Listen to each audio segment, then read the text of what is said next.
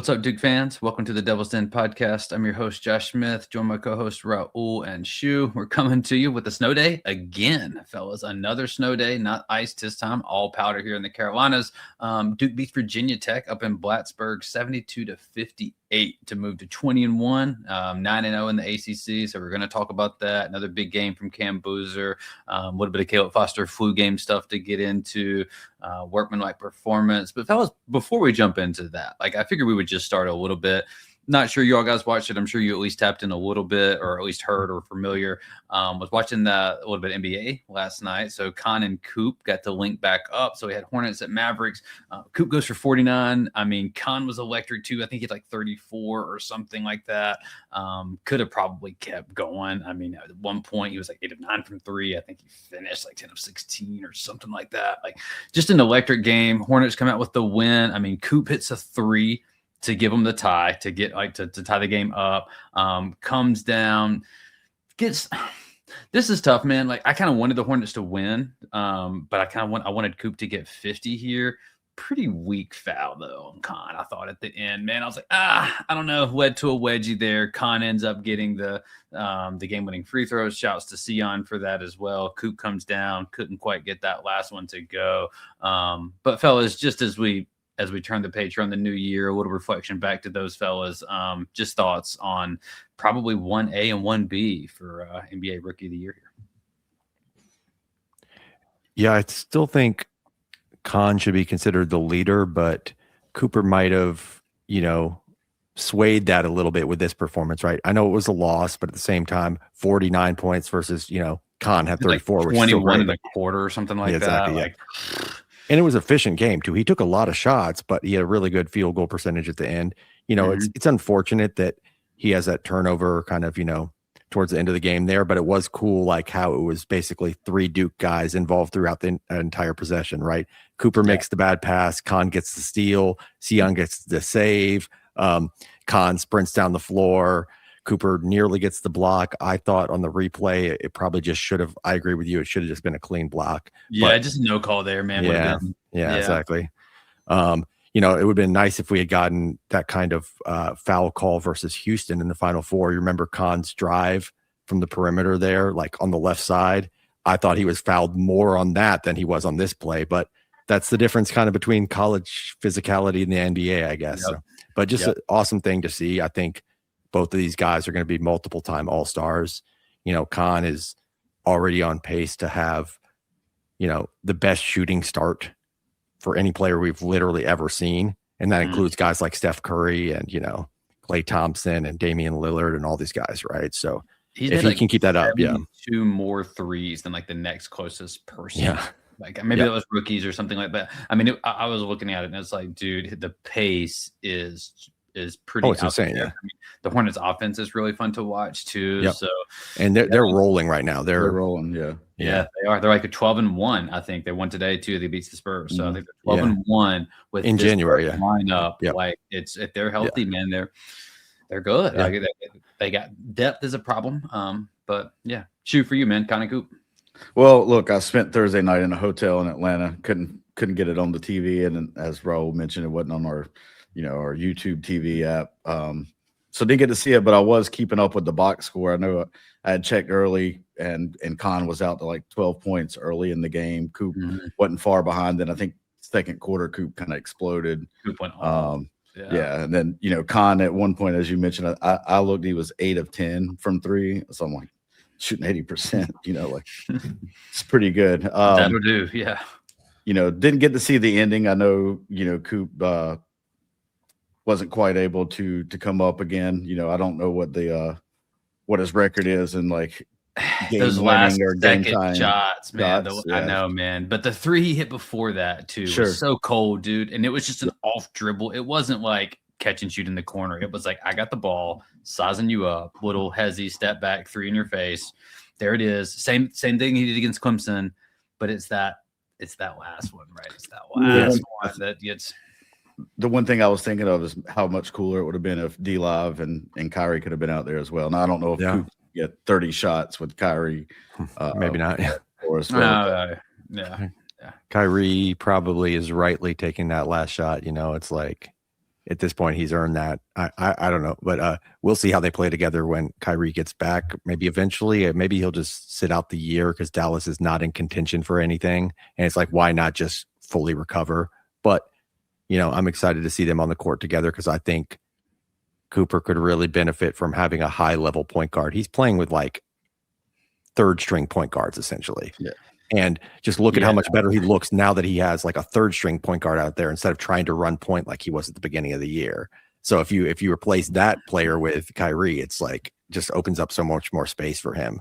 But he's been, pretty amazing lately just in general. Like his trajectory has just been, he started slower than Khan, but he could easily, if you told me he overtook him by the end of the year, I would not be surprised. Yeah, because he's got so much more responsibility and the defensive value there too, right? He's going to give you all the rebounds and stuff like that. And he's got more hype, to be honest, as well. That's true. That's true. The one other thing I was going to mention is I know after the game, McNeely and Coop did their jersey swap, and I was kind of like, oh, I wonder what. But hopefully the reason they didn't do it is they're saving it when Coop comes to Charlotte next month, which I'm going to be going to that game with my buddy Griffin. Shout out to Griffin's coming in from Oregon. Wanted to go watch Coop and Con go at it, so looking forward to that. I don't know. I might have to come join you on that one. That sounds like a good time. Right there. Yeah, sounds like a good time, man. So shouts to those guys, and just wanted to give a little bit of credence to that. Obviously, then we went into a snow day, fellas. Wasn't sure what the weather was going to look like up there. It was following Dave on Twitter, Dave Bradley, and they were pretty locked in up there too. Snow was, man. Glad they got out of there safe and sound. Like it was. Shout outs to the bus drivers, dude. No, yeah, man. We got like 14 inches where I'm at here in Carolina. There's 100-car pileup on I-85 in Knueppel. Yeah. My wife's a nurse, and she was gonna have to go to work. And wild. Like, that is wild. Just flipped on 40. They shut the whole thing. Yeah, man, it's crazy. Yeah. So like, it's not nearly as bad where I am, but my mom and my sister's family like live up in Blacksburg, so I've kind of been hearing about it, and it started pretty early there. I mean, you could see from the photos actually, like. At the start of the game there, when they were showing the campus and everything around there, it looked pretty bad already at noon. Yeah. And that was like noon, right? Dude, it was coming down hard today. I mean, I literally did one ride down the sled. Look, I'm a 40-year-old man. I still sled when it is what it is. But I made my first one. My phone must have came out of my pocket. I looked for it for 45 minutes before I found it. Like. Pretty terrible start to my snow day. Man. I wish, I wish we were still an app for that. Was the first thing I said. We'll get into this, fellas. I know we're going to take a time here, but wish I was on the slopes for this one. Instead, we were sitting here at home watching a little bit of like a little mild salsa BTA. Duke ends up kind of leading this thing pretty much start to finish. I think I counted. What did I say, fellas? That was the fourth or fifth? Fifth. I'm not counting all those again. So I think it was the fifth time Duke has led wire to wire. Which is really impressive, man, because this is a game, too, that we had a little bit of a lineup change due to some illness. So you might have seen this on Twitter or wherever you get your information. Caleb Foster, Dame Sarr, a little under the weather, a little flu-like stuff. You could really see it for Dame. I mean, really struggled, like just wasn't there. The energy, the animation, just didn't quite have it. Caleb, too, but I think that's where the experience kicked in, right? Like this guy's a junior. Like it was just maybe able to handle it a little bit better, whatever. And the conditioning too, right? The conditioning is a big thing. Maybe the role and just familiarity, all that stuff. So you see Nick and Cayden kind of get the start for this one. But I think, fellas, it's weird to call it a Foster flu game with a 7-7-4, but John gave him a lot of flowers there, man. I think we do probably need to start with Caleb has gotten a lot of talk for 2+ years now. Gets a lot of talk every time. I mean, good, bad, and different, whatever. But for y'all, man, just coming off of it, coming from the flu, ability to come in here and give you career high 7 rebounds, 4 assists, made a bunch of plays that we can talk about. But off the top, flowers for Caleb. What do you take away in terms of just steadiness, captain, leadership, being a junior, getting it done? Get what you need, right? Get what you need. Yeah. I mean, for me, look, Caleb's he's proven that he wants to be here, right? Could have left a bunch of times, stayed the course, gives it everything. I mean, we saw how hard he worked in the summer through those videos of, Strongman Mondays or whatever. Flipping tires and all kinds of crazy. Yeah, but 7 rebounds. Look, there's not really a skill to rebounding. It's effort and want. And, Caleb's not the smallest guy out there, but he's not the biggest guy out there either. So, to go in there with, and look, I need to step back for a minute. I didn't really give Virginia Tech the respect maybe they deserved on the last podcast, kind of brushed them off. I mean, Lowell, some of those guys, they impressed me. They're athletic. So to go in there and do that. Down at the rim on some of those oops. Like, they're looking down at the rim, man. Yeah, like, so Lowell's a freak. Go in there, and that game was physical with big guys. So to go in there and do what he did, man, not feeling his best. I mean, he didn't even practice yesterday. So, yeah, props to CFOS. Yeah, and 3 of those rebounds were offensive too. And they were like, he came flying in there for them. And I think, I can't really remember, but on at least like 2 of those possessions, we ended up scoring after he got the offensive rebound. So those were huge, in a game that was, at times as close as 6 points, to be able to get, an extra possession out of it and end up, scoring off of it is just huge. And for that to come from your guard, rather than the sources you would expect, like Pat or Cam or whoever. Just super impressive. It's, I'm fine if he just scores 7 points every game if he plays like this, right? It was a super clean game too. It was pretty much mistake free. I think he's credited with 1 turnover. I can't even remember it. I don't know if you guys do, but it might I know be he one had of a those few things. missed dribbles where he kind of, but I don't think he ever lost the ball on any of those. Yeah, I'm not real sure what the turnover was. Maybe he got credited for some. Sometimes when somebody passes something to you, or you like, it can be ambiguous. Can go either way. Yeah. Somewhere, Well, I will say one other thing. Speaking of just unlikely sources, like Caleb hit the only 3 from that didn't come from a 4 or 5 spot, right? Like we made 5 threes. Yeah. Cam hit 2, Pat hit 1, Maliq hit 1. Yeah, that is crazy, ain't it? That all 3 of our bigs hit 3. Yeah, and then and it was early too. It was one of the early ones that Cam just kind of pocketed back out to him, and he knocked it down. But yeah, man, I thought Caleb was huge. The scoring, I thought that too. Like, he's playing with Cayden too, right? Like, a lot, because Cayden, and so that's gonna maybe do some stuff there. But yeah, man, I thought Caleb was awesome. I mean, he gave you pretty much everything he had, just warrior level spirit out there. And the defense, we mentioned the offensive rebounds, but there was a defensive rebound late in the game. I think it was 64, 56 right in there. And I thought it was Pat, man. And Caleb just comes through and just one hand skies for it, and just boom. And it's like, okay. So shouts to Caleb. I mean, defense was great. I mean, obviously we had heard a lot about Hammond, what he could do for them. He plays 40 minutes, finished with 11 points. I mean, outside of Hansberry, who I think after you listen to the press conference from Coach, we were okay letting him maybe take some of those and just kind of, he goes 4 or 5 from 3, but that's play the percentage, giving you 80% there, right? Yeah. So play their percentages. And what that does to their offense, like, it junks up everything else. And so, like, okay, maybe he's open here, but that's not what y'all are trying to get to every possession down here. So I think you're okay with that. And to be fair, they were doing the same thing to us, right? Yeah. That's why Maliq was just open so much. Pat was open so much. They were playing us for those back doors and stuff. And it was great. Yeah. It was awesome that, Pat was able to hit 1, Maliq was able to hit 1. I thought that helped us. Maliq gets up 4 threes. Has he gotten up 4 threes at any point at Duke? Yeah. Probably not, I doubt dude. it. Yeah. Maybe not even at 6 years, to be honest with you. You could probably find 4-game stretches where he doesn't get up 4 threes. Yeah, exactly. Easily. Like, that's, So, we really knew they would do that, though, or at least we kind of banked that in of like, hey, they're probably going to play off of y'all. I want you to shoot it. Just let it ride.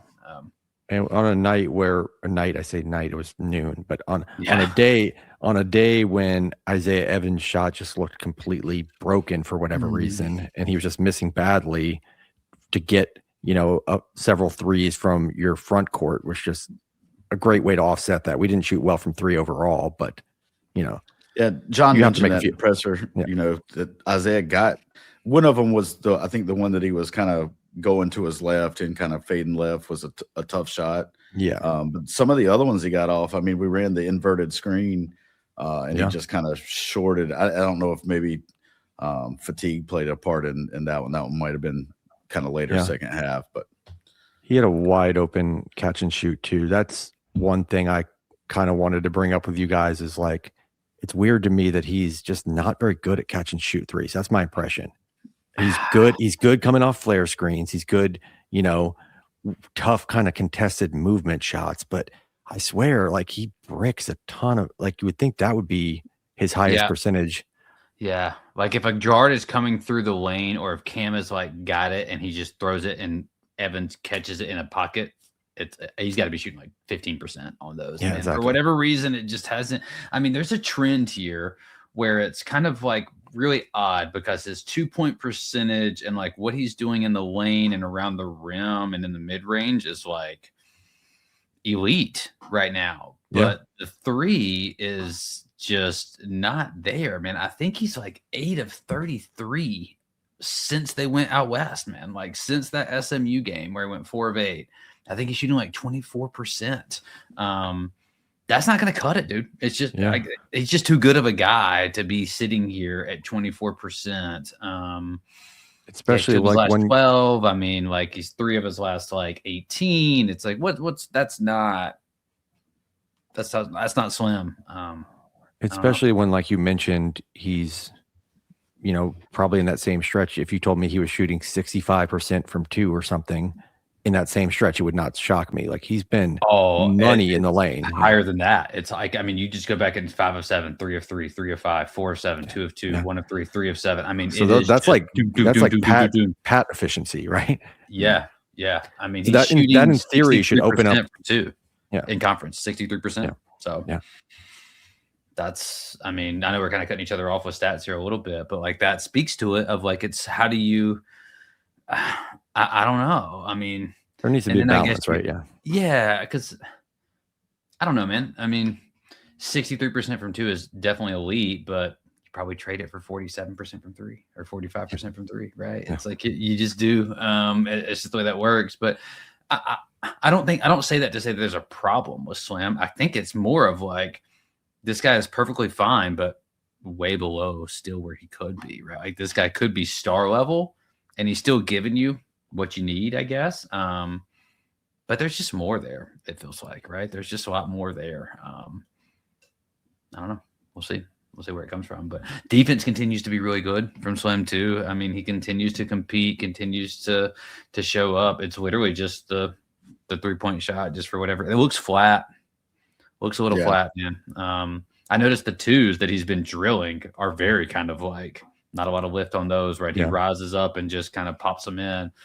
The 3 seems like maybe it's just a little flat. I don't know, man. I don't know. Those 2 mid-range shots he's hit the last couple games were, like you said, line drives for sure. Mm-hmm. I mean, he only plays 23 minutes. I mean, for a lot of the second half, especially to start it, we were kind of just rolling with what we had. He comes back in, hits a tough bucket. I mean, he still has 11 points. Like it's not that he played bad, but and he has no rebounds, no assists too. So, well, the magic number is getting him to double digits, right? You get into double digits, we win. That's the key. So, I thought a couple of his shots in the second half, because I think he only had 2 made baskets in the second half, and I thought they were both at big kind of critical times when, Virginia Tech could have maybe taken some momentum there. Like maybe it was a 6-point game or an 8-point game. And it just gave us a little separation. Yeah. It came in and hit a tough one off glass. I mean, he's been active in the lane. So, but I think it's something to kind of like maybe look at or think like, hey, like you get him hitting shots and then you don't have to play in 10 and 14-point games. You play in 17 to 25-point games, right? Like that's the level here a little bit. But, I mean, I thought that went well, but I know we got a few things. We haven't even talked about Cayden Boozer yet, fellas. So we're going to get into that real quickly. We'll bring the box score up and do all that stuff. But before we do that, let's take a little quick break, pay the bills a little bit, keep the lights on, and we'll come back and talk Cayden Boozer.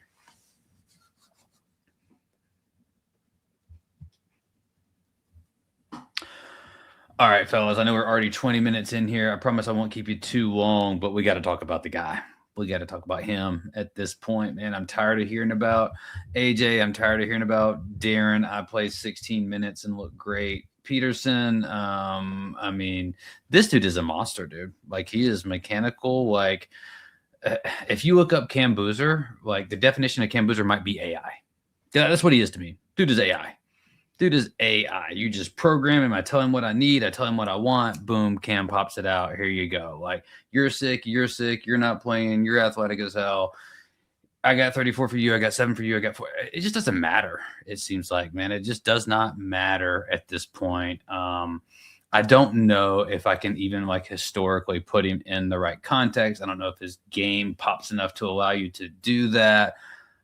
But this is like the Zion of Vernon Carey's or something here, fellas. Like, I don't know what you want to call it, but like, just talk to me a little bit about how impressive you are with the consistency that Cam Boozer continues to just deliver here.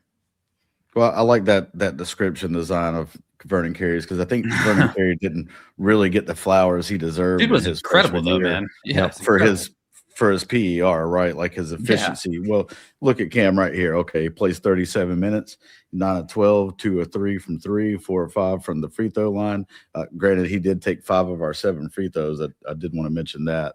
But yeah, I mean, 8 rebounds, 5 assists, the 4 turnovers. You know, some of those you chalk up to kind of the fatigue there. I mean, he's playing almost 10 more minutes than anybody else. And just the usage too, right? Like if you touch the ball 79 times a game, like okay. You know, you might get 4 turnovers. Yeah. I mean, that was the only thing I had to criticize from his game today was just he got a little casual with the ball in the middle of the second half there. And that's kind of what allowed Virginia Tech to kind of cut back into the lead a bit because we had pushed it back up to 13 or 15. And he just made a few like passes kind of like at midcourt or something that they were able to pick off. Yeah. So, you know, but again, he's generally on the season been very good at protecting the ball. So, you know, I think that's just kind of one of these anomalies that'll happen from time to time with him because of the usage and because he's making so many passes, right? There's just going to be times when it doesn't so many work touches, so many passes. And I think one of them was he was driving from the wing and tried to go behind his back. Somebody just that was a little too fancy. And pick that one right off. Yeah, he did that a couple of times. I mean, a few times he got it off. He was able to get away with it. But I mean, even the top play of the game from Duke men's basketball was the one where like it almost gets pick 6 right there, right? Like I think Caleb or someone gets the deflection. We start to run. Cayden and Cam give a little give and go, but it almost got picked off there. Gave us the nice Euro, which again, I mean, that's his 5th or 6th Euro of the season, which is just.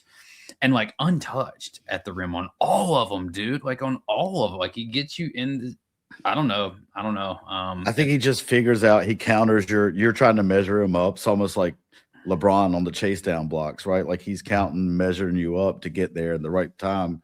Cam just knows that has this knack for knowing how to throw the defender off. I don't understand it because I've never seen anybody do it with that much grace.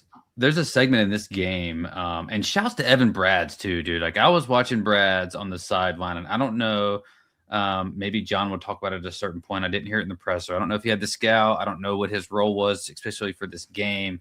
But if you watch him on the sidelines, like in the second half, he is directing traffic at a level that is like orchestration, dude. Like he is yelling at Cayden and Nick on one possession to like come to him. He's like, get right here. Like he is just like, get up. And the moment Nick gets there, Cam gets in the screen, boom, at the rim, punches it. And it like Evan says that. And it's just like, dude, he was on one, man. Like he was directing traffic. He was setting stuff up. There was a moment in the second half. We get in this Caleb Cam ball screen. We get downhill. Caleb throws the lob to Cam, comes up, probably got fouled. Catches it, comes back around. You see Evans pointing and yelling for like to cross. Cam catches, Maliq sprints down baseline. Cam gets doubled and just gives him a drop off, and we get the N1 anyway. Maliq misses the free throw. Cam gets the offensive rebound and the putback. To me, that like little segment there was probably just like that just breaks your will. It breaks your spirit, man. It just crushes you. Like you come down. I don't know. Like they couldn't get anything going. A few possessions later, they had cut it to 6 and just didn't score for like 2.5 minutes. Right? Cam hits a 3, puts it 69-56, and that's pretty much ball game probably at that point, fellas. But wanted to just kind of call out that sequence. I don't know if y'all know what I'm talking about, but just big time all around. Shouts to Browns. Yeah, that pass to Maliq just jumped out to me because it's like, how did he even see that? It's right? like the third time he's done it too this year, man. Yeah. Like, when you're that deep under the basket and you've got two guys like surrounding you there, you don't have any room to like move, let alone like look around and survey and see where, you know, the open player is. So for him to just be able to like wrap it around that quickly and easily just was crazy. And it's not like he's got like Giannis or like DeMarcus Nelson level like arm reach where he can just be like, whoosh, like it's just not that. Like it, I don't know, man. It's dude is not, and he not also human. isn't like 7'3" and he can just see over the top, right? He's like, right, like Victor Wembanyama or something. Yeah, It's not that either. And both of them have that too, man. Like, you know, sometimes I watch Cayden and I'm like, dang, man, I feel bad that you didn't get like 4 more inches, you know, like, because some of the stuff that he does in the lane, like I know he got blocked by Lawal one time. He's got great touch, man. Dude, incredible touch, man. Like we were just dead to rights at one point, and he just like looks around. He's like, oh, let me give you this little like offhand, off glass, like just butter. And it's like, oh, cool. And I would have to look it up, but his rim finishing has to be pretty damn good at this point. Yeah. That floater too is pretty money. And he can either just give you a swish with that or bank it off the glass, you know. And the lob threat too, right? Yeah. He leads it to where it's kind of like, oh, am I going Pat Maliq? And then just, Right. Yeah. I mean, and he gets into the lane surprisingly easily for somebody whose 3-point shot, cuts frankly, isn't respected. He's been cutting well off ball a lot lately too. Yeah, shouts to him, man. I know Nick didn't do a ton. I mean, he plays 30 minutes, so he gives you a ton of defense, but not a big scoring game after he had had popped a little bit there. I think somebody that we've probably really got to talk about, and Raul, you mentioned it offline, is this like verve level of Maliq. I don't know another way to say it. Like, it's not a box score Maliq. It's not like he's not giving you like double doubles or I don't know. But what he's doing from an energy level and just consistency, which is weird to say because the dude shows no energy. Well, no hype. He just doesn't. No hype. Yeah. No hype. But like what he's bringing, man, rebounding, moving, activity level, like ball goes out of bounds, he's throwing it off of somebody. Like I don't know, like the passes that he's making. Man, Maliq. Shouts to Maliq. I mean, I know he goes 1 of 4 for 3 here, but I don't mind him taking those shots. I mean, that's fine with me. But what he finished with like 11, and I guess he only had 3 rebounds, but still 11 and 3. Shouts to Maliq. I would say Maliq is like the king of the 98%, right? Like John always preaches the 98%, the time you don't have the ball and the things you do. Like he's so good in those moments where he doesn't even have to have the ball, just whatever he's doing at those points, like is just incredible. Yeah, I mean it's crazy, man. Go ahead. Well, they said he had 100 deflections, and that was before the game started, or it was like a couple minutes into the game. I assume that meant for the season, right? Because if so, that's crazy. Think about that. We played 21 games. Got to be for the season, dude. Yeah, it's just got to be five a game. 12 in one game. He had 12 in one game. Yeah, exactly. So so averaging like 5 deflections a game, and that's not counting because I assume steals aren't lumped in with deflections. So it's like, you got the 100 deflections, and then you've got however many steals he has as well.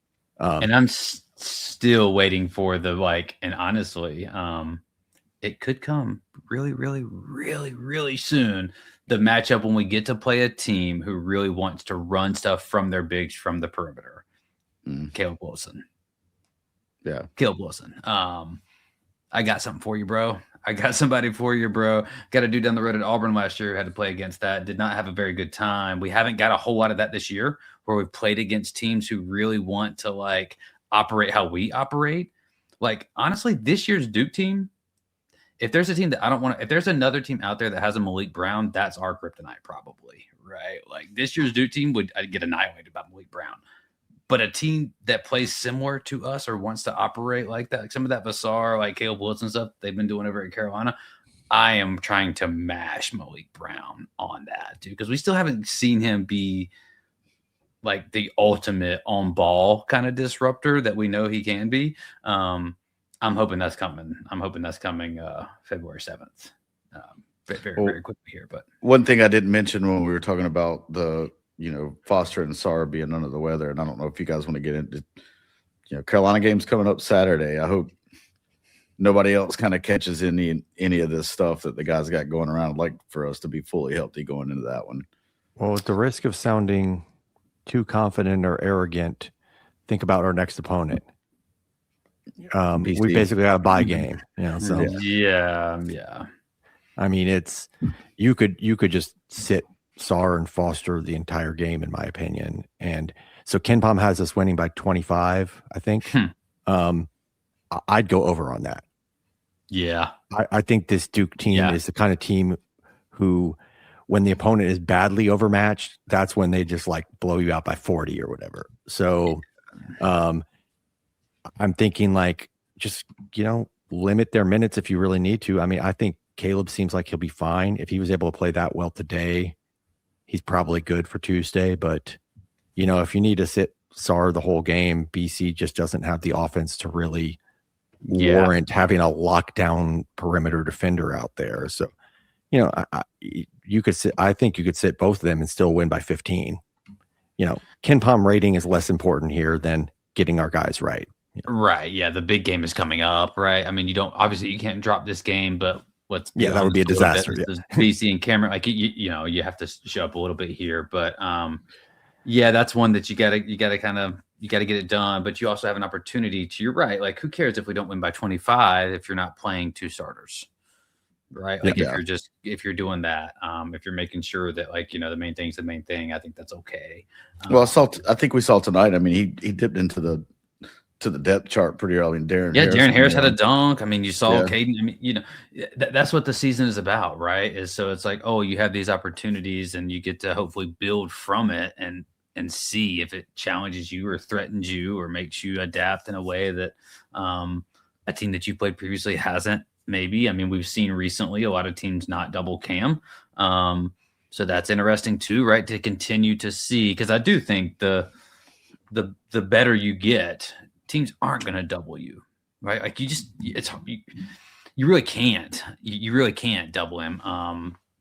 But I think just continuing to see different junky style defenses is just going to be helpful.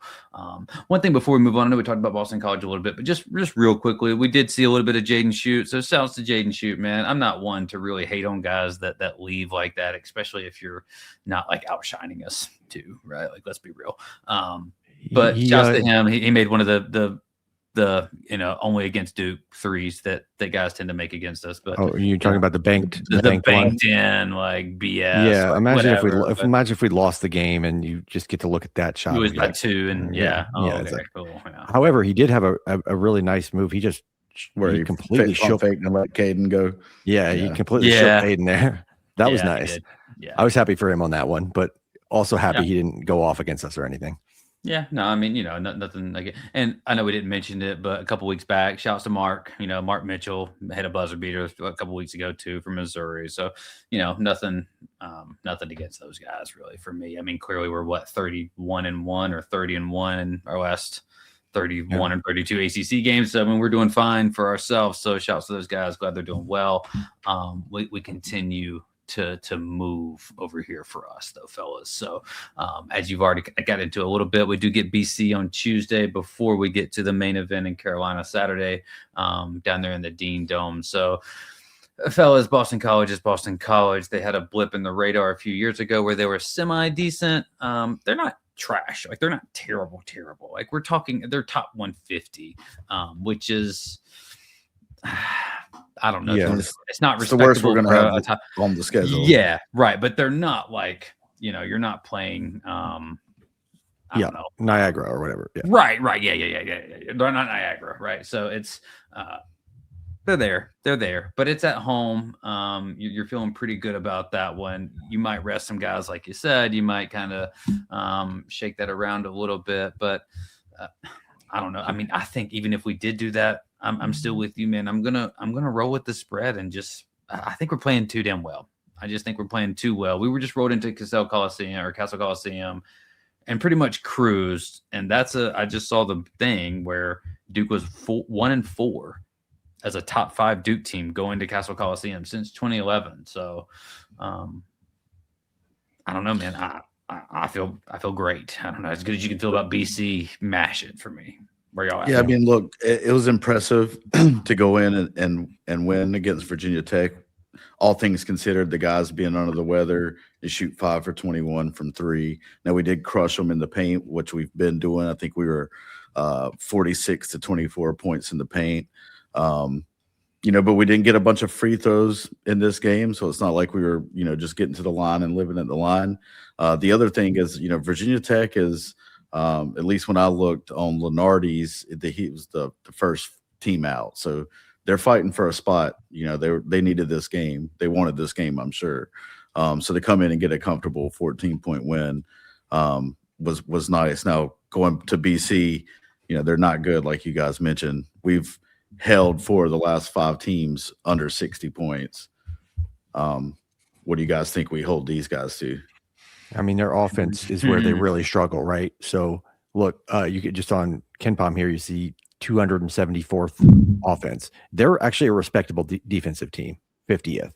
Now there's some flukishness in there. They are number 1 in opponent free throw percentage defense. Right? I say defense in quotes. Yeah. Number 1 in the entire country. It's a funny split actually, because they're one of the worst free throw shooting teams, but they're one of the best free throw defending teams. They're also 22nd in 3-point defense. So we've talked about this extensively on this podcast, but there's a little flukishness in that as well. So, however, they do protect the rim well. They have a high block rate and they defend the 2-point area just generally pretty well. So that'll be a little bit interesting to monitor. Like, does our size does that create any problems for us at all? Or does our size just negate that? But well, one thing I also wonder about, like, how many teams have what we kind of have? Like, we're running pick and rolls with Cam and Maliq and something. Yeah, exactly. Right. Like, it's just hard to defend what we do. And I think even Mike Young said something at his press conference about, like, the inverted ball screen. Like, you just don't see, a shooter like that of Evans. I know we're talking about his percentages being down, but guys setting that screen, coming off of, and your 4 or 5 man is the one that's making the pass. Like, you just don't have those offenses out there. Hey, I mean, we ran a pick and roll with Maliq as the roller and Cam as the ball handler against VT earlier. And they commented on the broadcast, like, how difficult that must be. Yeah, exactly. How difficult is that to defend? Because nobody ever sees that. How do you even scout that, right? Because presumably your scout team doesn't have the ability to run that. Right. Yeah. I mean, yeah, exactly. I mean, they got some size, I think, right? Like, I mean, it's not like astronomical size, but they have like stable, consistent size, 6'4", 6'5", 6'8", 6'6", 6'7", 6'8", pretty much across. So I think they can compete a little bit in that. But I mean, I agree with y'all. Like, this is something, to me, you can't really overthink it too much here, right? Like, you can't overthink it too much. I don't think we need to go and do too much more, but I mean, basically they're dead last in offense in the conference, and Duke is pretty much dead first in defense in the conference. I mean, we're second in defense, but we're number 1 in offense. So everything that we're doing in conference is like head and shoulders above what everyone else is doing, and pretty much what Boston College is doing, savors some of the defensive stuff, is at the bottom. I don't think this is something that you overthink. I think you just hammer the numbers personally here, right? I think we're going to cruise inside. I think they give up some offensive rebounds, and we like to get offensive rebounds. We take a lot of free throws. I mean, I just think we're gonna cruise here, folks. I don't know. If we don't, it could be a little concerning again. But if you told me that, like, hey, we're trying to get healthy here, and 2 or 3 guys aren't playing, and yada yada, and we get out of there with an 8 or 10 point win, and it looks like hell, okay, that sucks. But if we're remotely at like 75%, this should be a comfortable cover. Yeah, and sometimes you get those like games right before UNC where, especially if it's a bad opponent, the team is maybe looking ahead a little bit. So you could have like an underwhelming performance possibly, but I just feel that the way Duke has been playing, they really should just crush them.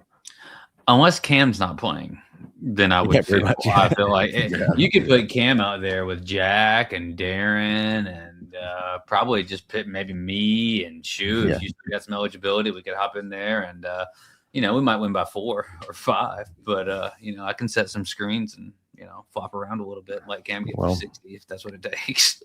Even in this current landscape, I mean, I went to college for like 6+ years, so I'm thinking I don't have any eligibility there. You went for like 14. So. you never know. I just get lawyer up, and you probably can get some eligibility, right? Yeah. Amari Bailey, joining the club. Yeah. So shout outs to Jordan Mann too, man. Speaking of the Hornets, he had just a bomb level tweet where he was like talking about the 2023 draft picks, and he was like, "This guy's awesome. This dude sucks, and these two are going back to college, folks." So it's like, all right, great. Here we go. The only reason I want it to happen is because I just love hearing GP talk about Amari Bailey's mom. Yeah. I want it to happen because it just opens the door for us to bring back pretty much anyone. Zion, Zion, you ready to come back, bro? Or we'll bring back Seth Curry. He's about at the end, but I bet he can still shoot like 47% in the corner. Yeah.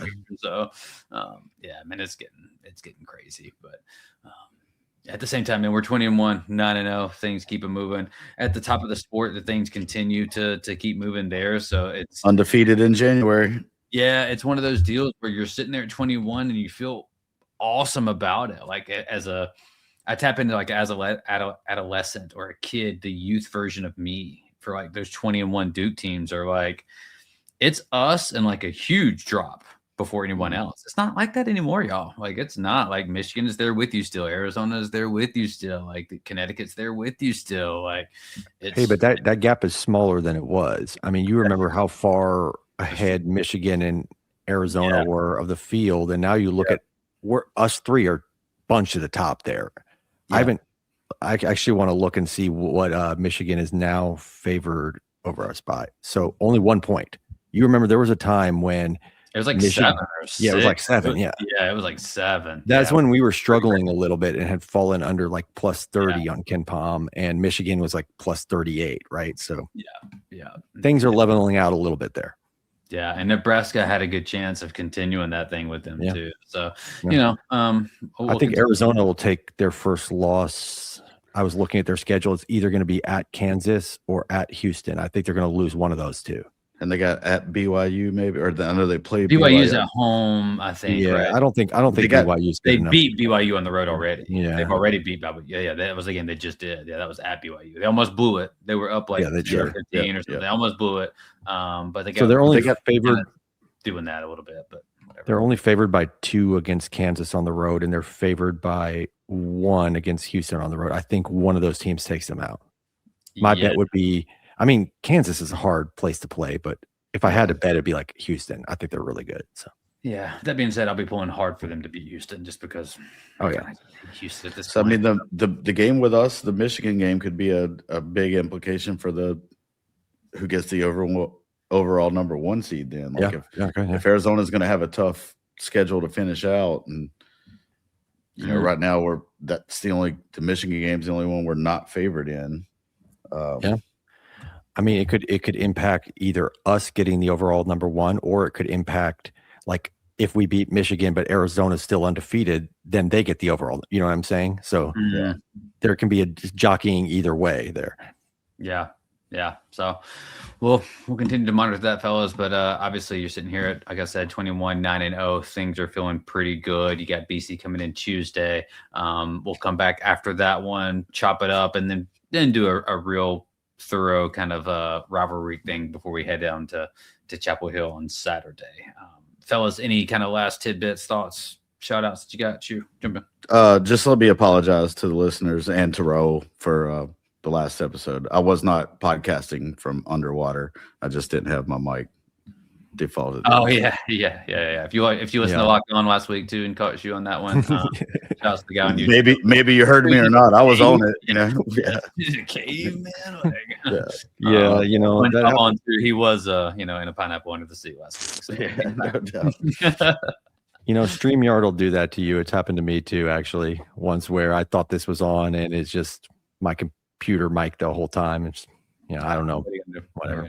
But all right, y'all, enjoy the snow. Be safe out there sledding. I got side-by-sides going by the house every day. Probably need to invest in one of those going forward. But in the meantime, please rate, review, subscribe. You can email us TheDevilsDenPod@gmail.com. You can find us on X/Twitter at DevilsDenPod247.